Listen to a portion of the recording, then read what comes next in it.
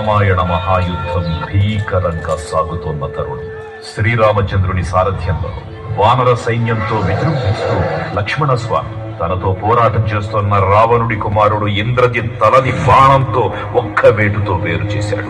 ఇంద్రజిత్ మరణ వార్త విన్న రావణుడు ఆవేశంతో ఊగిపోయాడు. ప్రతీకారం కోసం పాతాళ లోకాధిపతి తన సోదరుడు అయినటువంటి మహిరావణుడి సహకారం కోరాడు.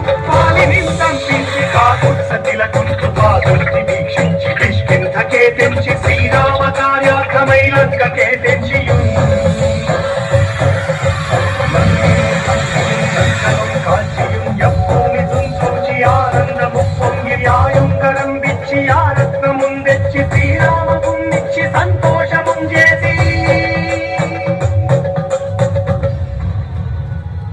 తన ప్రభువులను కాపాడుకోవడానికి వాయువేగంతో పాతాళ లోకానికి చేరుకున్న ఆంజనేయ స్వామికి సగం మొసలి సగం వానర రూపంలో ఉన్న వింత జీవి ముఖద్వారం వద్ద కాపలా కాస్తూ కనిపిస్తుంది. ఆ జీవి మకరధ్వజుడు అనే తన పుత్రుడని మహాసముద్రాన్ని దాటుతుండగా నీటిలో పడ్డ వేదవిందువు ఒక మొసలి గ్రహించడం వల్ల జన్మించాడని తెలుసుకొని ఆశ్చర్యపోతారు హనుమంతుడు.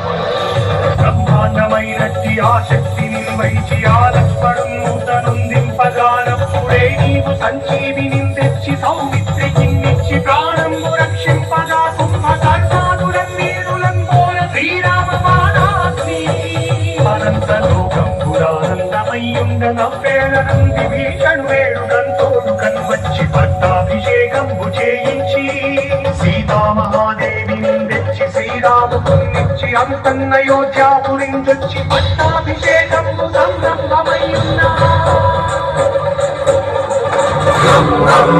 రక్తవర్ణం దినకర వదనం తీక్ష్ణదంష్ట్రాకరాళం రం రం రం రమ్య తేజం గిరిచలనజరం కీర్తి పంచా